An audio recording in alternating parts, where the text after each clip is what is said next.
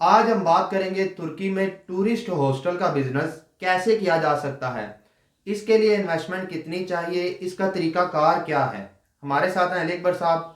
अस्सलाम वालेकुम सर, क्या हाल है? वालेकुम अस्सलाम कलीमुल्लाह। मैं ठीक हूँ, आपका क्या हाल है? अल्हम्दुलिल्लाह सर, मैं भी ठीक हूँ। मैं तो सर आपका बड़ा शुक्रगुजार हूँ कि आपने मौका दिया और दोबारा हम प्रॉपर्टी लाइन से बिजनेस लाइन की तरफ शिफ्ट हुए। और जो है वो मेरे सवालात आपने बड़ी अच्छी तरह से क्लियर किए, तो मैं आपका बड़ा उसके लिए शुक्रगुजार हूँ। जी वेलकम।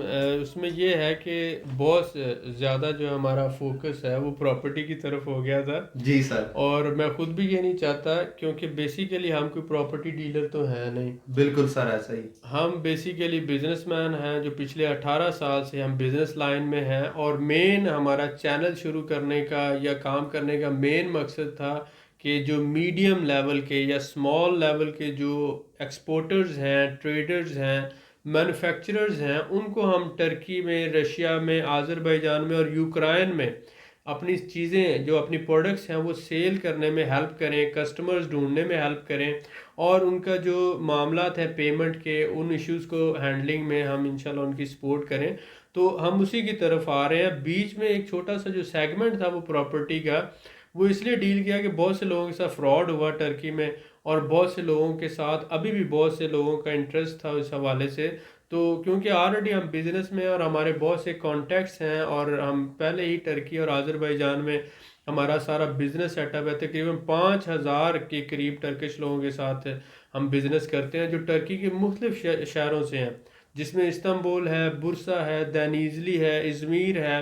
उसके अलावा बोदरम आ जाता है, अंटालिया है, उसके अलावा मैरसन है, गाजियान्तब है, सैमसुन है, और फिर एर्जुरूम और कार्स और ये सारे अभी बहुत से, मतलब। तो टर्की के हर शहर से जो है वो, क्योंकि हम मुख्तलिफ जो है लाइंस पे काम कर रहे हैं, टेक्सटाइल सेक्टर में, होम सेक्टर के अंदर होम टेक्सटाइल में बेड शीट है, टॉवल है, उसके अलावा फिर गारमेंट सेक्टर के अंदर जीन्स की पैंटें आ जाती हैं। उसके अलावा फिर आगे आ जाता है ये वेजिटेबल्स एंड फ्रूट्स, क्योंकि इस सेक्टर में इस पर भी बहुत ज़्यादा काम होता है। और मेनली जितना भी जो है आज़रबाईजान, टर्की और रशिया में ये आपस में जो ट्रेड हो रही है, ये वाई रोड होती है। और सारी, मतलब आज़रबाईजान में जितने भी ज़्यादातर इन्वेस्टर्स हैं या ज़्यादातर काम करने वाली, मतलब आप समझ लें कि 80% जो ओवरऑल 100% फॉरेनर्स में से 80% टर्किश हैं, क्योंकि लैंग्वेज भी सेम है, कल्चर भी सेम है। तो इसलिए उनके साथ एक बहुत अच्छा हमारा वर्किंग रिलेशनशिप है। अकाउंटेंट आ जाते हैं, लॉयर्स आ जाते हैं, बिजनेसमैन आ जाते हैं, ट्रेडर्स आ जाते हैं, मैन्युफैक्चरर्स आ जाते हैं। तो ये इन सब के साथ एक अच्छा, जो पिछले 12 साल से हम काम कर रहे हैं।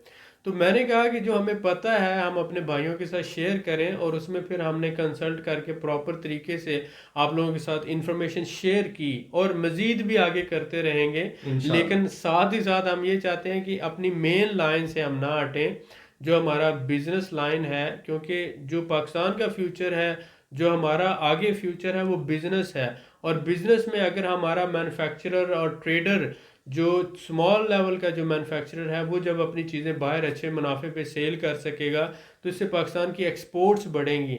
और जब पाकिस्तान की एक्सपोर्ट्स बढ़ेंगी तो इंशाल्लाह ताला मुझे उम्मीद है कि बीइंग अ नेशन हम आगे बढ़ेंगे। और यही हम चाहते हैं। इंशाल्लाह सर, बहुत शुक्रिया सर आपका। वेलकम। सर मैं आपसे आज ये जानना चाहूँगा कि अगर कोई हमारा भाई तुर्की में टूरिस्ट हॉस्टल बनाना चाहता है तो इसका क्या तरीकाकार है और क्या वो बना सकता है?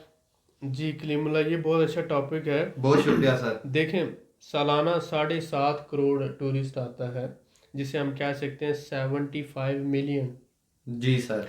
टर्की में आता है। और टर्की जो है दुनिया के बड़े ममालिक में से जो टूरिस्ट डेस्टिनेशंस हैं, मतलब टॉप 5 में टर्की आता है। जी सर। और उसमें जो अंटालिया शहर है, वहाँ पर तो ये है कि वो न्यूयॉर्क और लंदन और पेरिस के बाद चौथा बड़ा शहर है, जहाँ पर मिलियंस ऑफ टूरिस्ट यूरोप से, यूके से, कनाडा और अमेरिका से फेरीज और क्रूजेज के ज़रिए आते हैं। जी सर बिल्कुल। और रशियन टूरिस्ट बहुत ज़्यादा आता है वहाँ पे।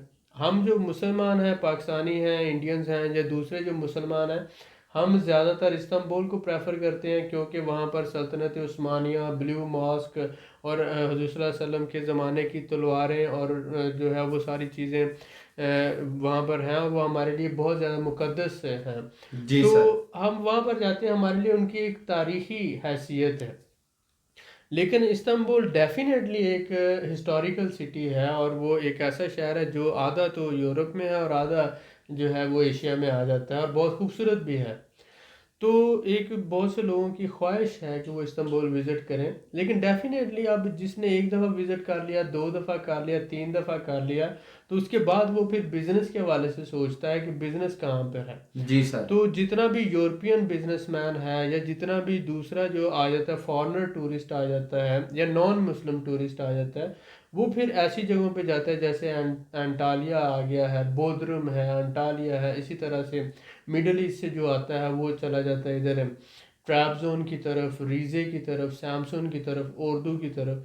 तो ये जो शहर है वो दूसरे जैसे हमारा गिलगित बल्तिस्तान है, वादी नीलम है, कश्मीर है, उस तरह के इलाके आ जाते हैं। सैमसन है, उसमें फिर रीजे है, ट्रैबजोन है, वो ऐसे पहाड़ी इलाके। एक तरफ ब्लैक सी है और दूसरी तरफ ऊंचे पहाड़ है, वहाँ पर चाय के बागात हैं, ग्रीनरी है, बहुत ही खूबसूरत, जैसे वादी नीलम का एक मंजर है। माशाल्लाह सर। तो वो इसको हम स्विट्ज़रलैंड ऑफ टर्की बोलते हैं, यानी कि वो ऑस्ट्रिया या स्विट्ज़रलैंड की तरह ग्रीन, लश ग्रीन जो है वो आप कह लें कि पहाड़ और इस तरह से चाय के बागात, वो सारा सिस्टम। जी सर। तो जितना भी मिडिल ईस्ट से टूरिस्ट आता है, मतलब 80 लाख 90 लाख या जितना भी, तो वो ज़्यादातर ट्रैब्जन और रीजे में जाता है। और जो टर्की के अंदर के लोग हैं, मतलब इस्तांबुल या इन दूसरे शहरों के जो लोग हैं, वो भी इन पहाड़ी इलाकों में, जैसे हम लाहौर कराची से ज़्यादा टूरिस्ट मरी, गिलगित बल्तिस्तान और इन इलाकों में जाता है, कश्मीर में। जी तो सर। इसी तरह यहाँ पर भी एक ट्रेंड है, तो इन कंट्री टूरिज्म भी जाती है और इंटरनेशनल टूरिज्म भी आता है। उसके अलावा जो नॉन मुस्लिम है वो बीचेस वगैरह पे जाते हैं, जैसे अंटालिया है, बोदरम है, और दूसरे जो बीचेस हैं उसके, वो फेमस आ जाते हैं। तो इस हवाले से जब इंटरनेशनल टूरिस्ट आता है, तो आप जब एक रेंटल प्रॉपर्टी की बात करते हैं, हॉस्टल की बात करते हैं, जी तो सर। आप एक टूरिज्म कंपनी रजिस्टर करवाते हैं, और उसके अंडर आप एक प्रॉपर्टी एग्रीमेंट साइन करके रेंटल प्रॉपर्टी लेते हैं। अब जब आपने रेंटल प्रॉपर्टी ली, तो आपने ये देखना है कि बेसिकली ये प्रॉपर्टी टूरिस्ट एरिया में होनी चाहिए, बिल्कुल सर। और इसमें जो है इस तरह की जो है प्रॉपर्टी की लोकेशन और उसके साथ साथ उसकी मैनेजमेंट, कि उसमें 8 से 10 कमरे हों कम से कम, बिल्कुल और सर। वहाँ पर रिसेप्शन हो, फिर कैमरा सिक्योरिटी सिस्टम हो, और प्रॉपर जो है फिर आपने उसमें बेड्स वगैरह लगाते हैं। तो ये सारा एक, जैसे बंक बेड है या सिंगल डबल आ जाते हैं, तो इस तरह से वो सारा, तो आप ये सारा अरेंजमेंट करते हैं। जी सर। तो इस पर फिर आपका लोकल टूरिस्ट भी आता है जो इस्तांबुल के दूसरे शहरों या टर्की के दूसरे शहरों से आता है, और उसके साथ साथ इंटरनेशनल टूरिस्ट भी आता है। बिल्कुल ठीक हो तो गया सर। हॉस्टल जो है, होटल के बाद सबसे सस्ती जो जगह है जहाँ पर शेयर्ड अकोमोडेशन जिसे हम कहते हैं, जो बैक पैकर्स के लिए होता है, और मतलब डेली आप कह लें $4 से $5 में, आप $3 तक भी आपको मिल जाता है। सही हो गया सर। तो $3 से लेकर $8 तक या $10 तक मैक्सिमम वो चला जाता है, और $10 के बाद फिर आगे आप जाते हैं तो आप 2 स्टार या 3 स्टार होटल में रूम ले सकते हैं, मतलब $15 से $20 के अंदर। सही हो गया सर। तो हॉस्टल जो है वो ज़्यादातर $10 से $12 की रेंज पे ख़त्म हो जाता है, और लेकिन शुरू होता है ये, एवरेज जो इसकी रेंज है $5 से $8 पर डे, और एक रूम में बंक बेड लगे होते हैं वो 5 से 8 या 10, ज़्यादा से ज़्यादा जो है समटाइम 6 से 8 लोग होते हैं एक रूम के अंदर, तो वो डबल स्टोरी बंक बेड लगे होते हैं। तो ये जो हॉस्टल बिजनेस है ज़्यादातर जो है ये इस्तांबुल में मतलब एक प्रॉफिटेबल बिजनेस है, क्योंकि टूरिस्ट आता है जब, तो उसमें बैक पैकर्स बहुत ज़्यादा है, और वो वहाँ पर हफ्ता 10 दिन जितने दिन भी रहते हैं, तो वो फिर सस्ते होटल ढूंढ के वहाँ पे रहते हैं। बिल्कुल सर ऐसे। तो ये टूरिज़्म इंडस्ट्री में जैसे जैसे आप चलते जाते हैं, फिर आगे इज़मीर है, अंटालिया है, दूसरे शहर है, तो वहाँ पर भी, तो अगर तो आपने कभी भी रेंटल प्रॉपर्टी का या हॉस्टल का बिजनेस किया है, तो ये टर्की आपके लिए बहुत अच्छी जगह है। बिल्कुल ठीक हो गया और सर। इसका सिंपल ये है कि आप टूरिज़्म कंपनी रजिस्टर करवाएं, और उसके बाद आप जो है ना एक अच्छी जगह ढूंढ के उसको 5 से 6 या 8 कमरों की जगह लेकर, उसका फिर आप रिसेप्शन और वो सारी चीज़ें थोड़ा सा उसको मेंटेन करें, और वहाँ पर आप अपना हॉस्टल शुरू कर लें। बिल्कुल ठीक हो गया सर, माशाल्लाह, बहुत शुक्रिया सर आपका। सर मैं आपसे ये जानना चाहूँगा कि जैसा कि आप जानते हैं कि नॉर्मल घर से थोड़ा सा बड़ा घर चाहिए होता है टूरिस्ट हॉस्टल बनाने के लिए, तो इसका कम से कम किराया कितना होगा अगर किसी अच्छी जगह पे लेते हैं तो? जी, अब ये देखें, ये क्योंकि टूरिस्ट एरिया में ही लेना होता है आपने, जी सर। तो आप पर रूम $200 रख लें ज़हन में। सही हो गया सर। यानी ये मैं मिनिमम की बात कर रहा हूँ। अगर आपके 10 कमरे हैं तो वो आपका 200 के हिसाब से $2000 में मिला। ठीक हो गया सर। लॉन्ग टर्म के लिए 3 साल 5 साल का एग्रीमेंट।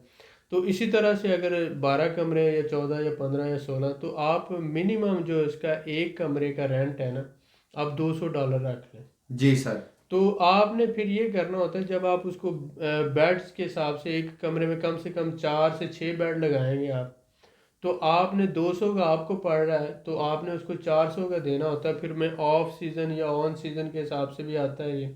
तो सम टाइम तो ये होता है कि 200 में मिला आपको, तो आपने उसको 500 या 600 में उस पर निकाल लिया। सही हो तो गया सर। एवरेज जो है वो 400 भी अगर निकल आती है तो आपको मुनाफे में चला जाता है। क्योंकि फिर आपने रिसेप्शन भी रखना है, कैमरास भी है, इलेक्ट्रिसिटी और वो सारी चीज़ें आ जाती हैं। तो सारे ऊपर वाले अखराजात डाल के आपको 250 की रेंज में पड़ जाता है पर रूम। सही हो गया सर। अब जब आपको $250 में एक कमरा पड़ रहा है, तो अगर आप 500 या $600 वहां से कमा रहे होंगे तो आप मैनेज कर सकते हैं ना। बिल्कुल सर। तो इतना कमा लेता है बंदा, जी जो सर बिल्कुल ठीक। टर्की में इस्तांबुल में इतनी अर्निंग है। तो ये आपने जब जगह ले रहे हो ना, तो आपने तब देखना है कि क्या यहाँ पर टूरिस्ट प्रेफर करेगा। अगर आप टूरिस्ट हैं तो आप ये सोचते हैं कि मैं ऐसी जगह पर हूँ कि मैं हॉस्टल से पैदल टूरिस्ट प्लेसेस पे विज़िट करने चला जाऊँ, जहाँ पर रेस्टोरेंट भी पास हों, जहाँ पर टूरिस्ट प्लेसेस बस स्टॉप भी करीब हो, और बाकी जो टूरिस्ट की जगह हैं वो भी मैं आसानी से जा सकूँ। बिल्कुल ठीक है तो वो सर। अपने हॉस्टल से निकला और वो विज़िट 5 या 10 मिनट के पैदल चलते चलते वो सारे एरियाज़ में घूम लिया। जी तो सर। ज़्यादातर हॉस्टल जो लोग होते हैं ऐसी जगहों पे लेते हैं, तो इस हवाले से ये सारी प्लानिंग ज़रूरी होती है। जी सर बिल्कुल ठीक है, बहुत शुक्रिया सर आपका। सर मैं आपसे ये जानना चाहूँगा कि हॉस्टल के लिए गवर्नमेंट की तरफ से क्या रिक्वायरमेंट्स हैं?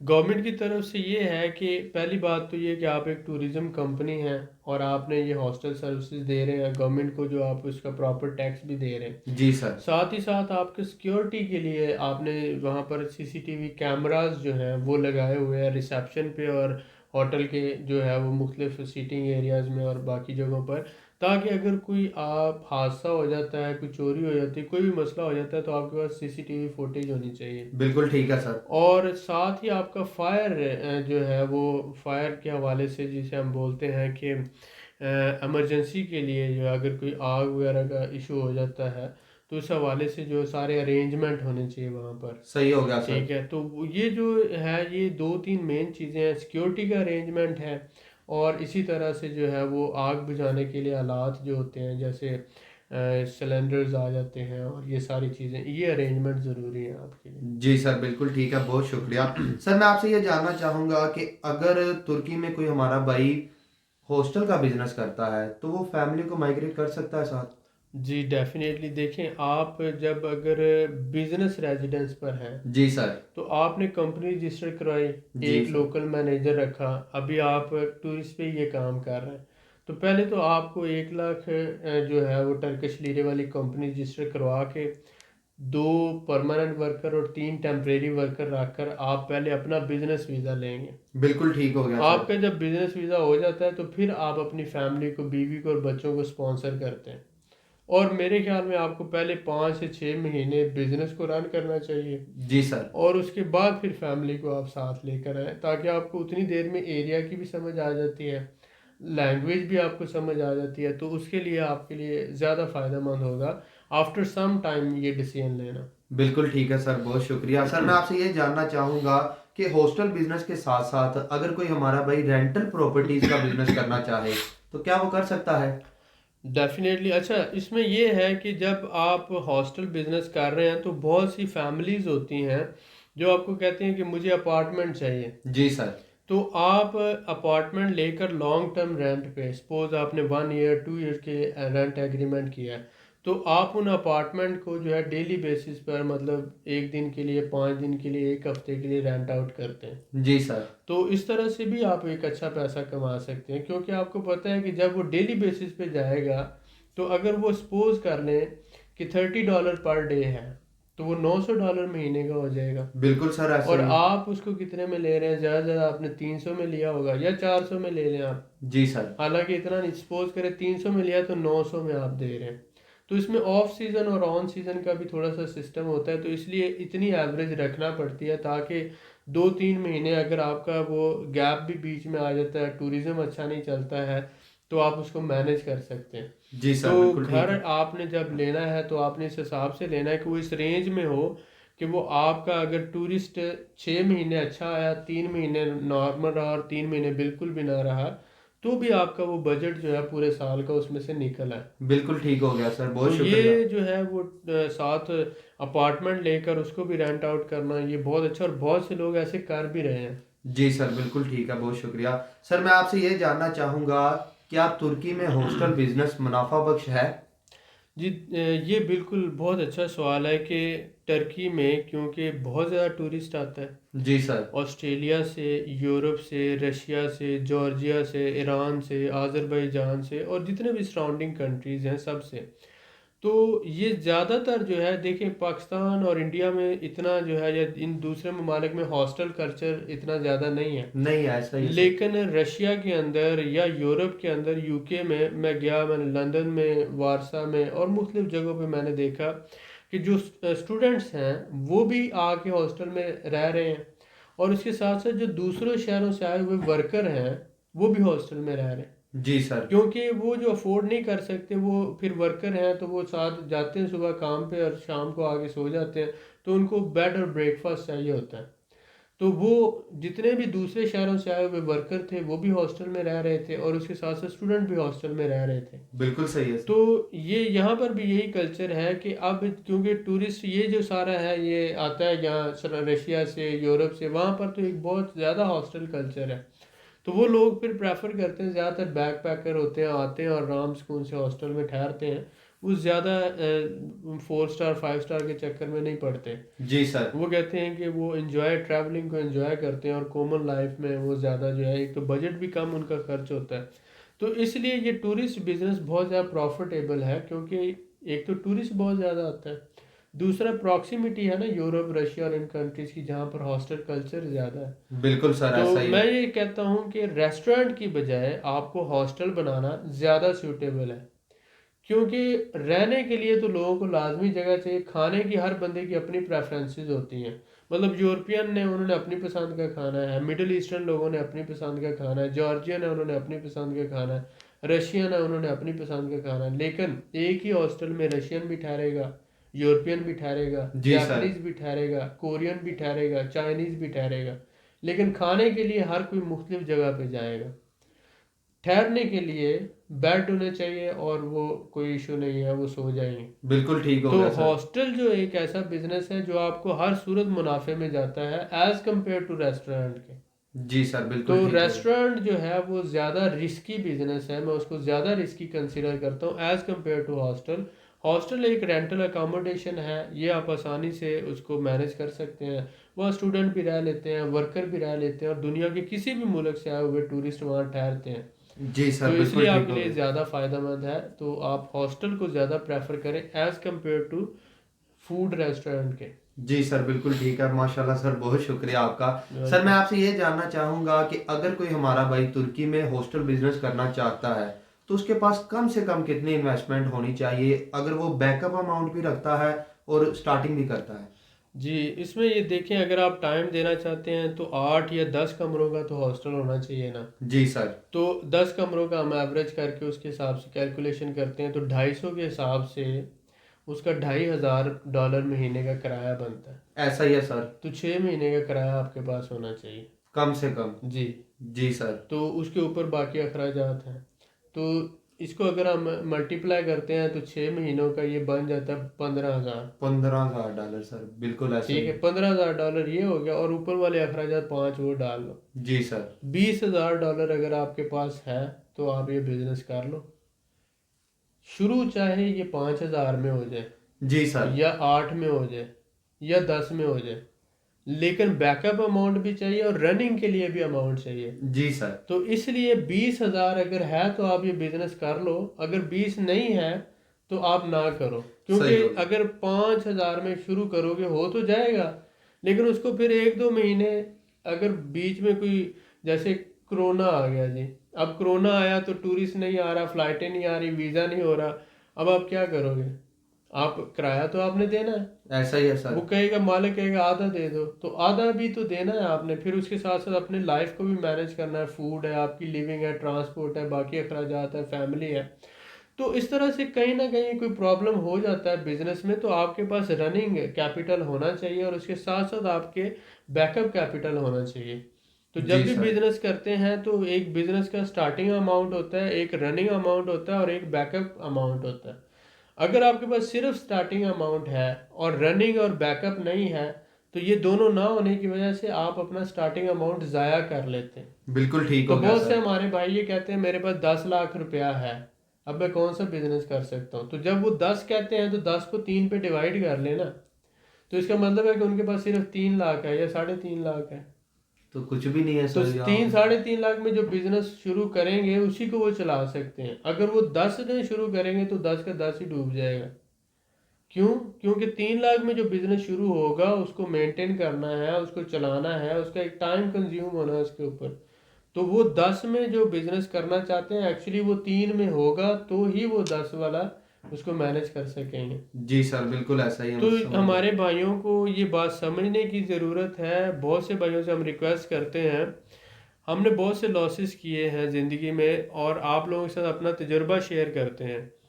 आपके पास 10 लाख है तो ये समझें कि आप वही बिजनेस कर सकते हैं जो 3 लाख में हो सकता है। अगर आपके पास 30 लाख है तो आप वो बिजनेस कर सकते हैं जो 10 लाख में हो सकता है। और अगर आपके पास 60 लाख है तो आप वो बिजनेस कर सकते हैं जो 20 लाख में हो सकता है। तो कोशिश ये करें कि जितना आपके पास कैपिटल है उसको डिवाइड बाय 3 कर दें और फिर ये बिजनेस ढूंढें कि जो शुरू हो सकता है इतने पैसों में। उसके रनिंग कैपिटल और बैकअप कैपिटल को जहन में रखते हुए तो आपको इंशाल्लाह कभी लॉस नहीं होगा, ज़रूर कामयाब होंगे। इंशाल्लाह। हम क्या करते हैं इंशाल्लाह, हम ये करते हैं कि हम सारी ज़िंदगी जॉब करते रहे, हम मुख्तलिफ काम करते रहे, लेकिन फिर हमने बिज़नेस का सोचा, शुरू कर लिया। हम बहुत मेहनती हैं, बहुत ज़्यादा ज़हीन हैं, लेकिन हर काम का एक तरीका कार होता है।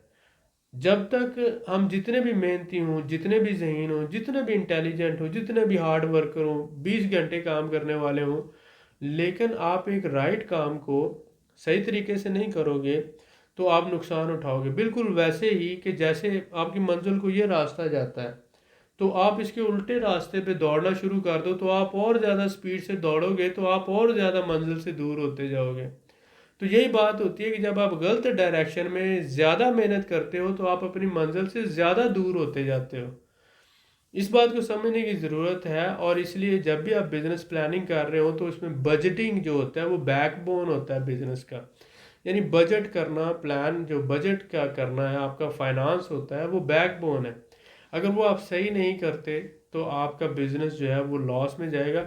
अगर बिजनेस मुनाफे में भी जा रहा है, चल भी रहा है और आप उसको रनिंग रखने के लिए आपके पास पैसा नहीं है और आपकी अपनी ज़रूरियात हैं, फैमिली की ज़रूरियात हैं, रिस्पॉन्सिबिलिटीज़ हैं, बिजनेस अपना ही खर्चा पूरा कर रहा है लेकिन आपका जो बोझ नहीं उठा पा रहा, तो आपको अपने अखराजात के लिए अलहदा से कैपिटल चाहिए, अपनी ज़रूरियात के लिए और अपनी फैमिली के लिए। तो ये सारी चीज़ों को जहन में रख कर ही आप कोई बिज़नेस प्लान किया करें। उम्मीद है इंशाल्लाह इससे आपको फ़ायदा होगा। इंशाल्लाह सर, बहुत शुक्रिया सर आपका। यू सर मैं आपसे ये वेलकम। जानना चाहूँगा कि अगर कोई हमारा भाई हॉस्टल बिजनेस करना चाहता है तो उसको किन इलाकों में करना चाहिए ताकि नुकसान से बच सके वो। जी बिल्कुल, अगर आप हॉस्टल बिजनेस करना चाहते हैं तो अगर तो आपने टूरिस्ट को टारगेट करना है तो आप टूरिस्ट एरियाज़ में करें। जी सर। और अगर आपने स्टूडेंट को टारगेट करना है तो आप यूनिवर्सिटी के पास और ऐसे एरियाज़ को करें। अगर आपने वर्कर्स को टारगेट करना है तो आप कमर्शियल एरियाज़ जो है, बिजनेस सेंटर्स हैं, बिजनेस हब्स हैं, उन एरियाज़ को करें, यानी मार्केटों के पास लें। जी सर। तो ये 3 तरह के एरियाज़ होते हैं। एक होता है टूरिस्ट का एरिया, और दूसरा होता है यूनिवर्सिटीज़, और तीसरा होता है कमर्शियल और बिजनेस सेंटर्स। जी सर। तो आपने ये देखना है कि आप किन को टारगेट करना चाह रहे हैं। उस हिसाब से आप स्टडी करके अपनी जगह लेते हैं और फिर उस हिसाब से उसकी प्लानिंग करके, डिज़ाइनिंग करके मार्केटिंग करते हैं। जी तो सर, इंशाल्लाह बिल्कुल आप ठीक हो ज़रूर गया। कामयाब होंगे। बिल्कुल ठीक हो गया सर, बहुत शुक्रिया सर आपका, आपने बड़ी ही डिटेल से मेरे सवालों का जवाब दिया, मैं आपका बड़ा शुक्रगुजार यू हूँ। वेलकम। आप लोगों से मैं यही कहूँगा कि अगला जो हम टॉपिक है, जो हम अगली वीडियो बनाने जा रहे हैं, वो ये है कि कौन कौन से लोग किन किन कंट्रीज से आकर तुर्की में प्रॉपर्टी खरीद सकते हैं और किन कंट्रीज के लोग तुर्की में प्रॉपर्टी नहीं खरीद सकते। अगर आप इसके बारे में जानना चाहते हैं तो अगली वीडियो का इंतज़ार करें। मज़ीद मालूमात के लिए हमारे चैनल को सब्सक्राइब करें, वीडियो को लाइक करें और शेयर करें। बेल आइकन को ज़रूर प्रेस करें ताकि अगली वीडियो आपको मिल सके। अल्लाह हाफिज़।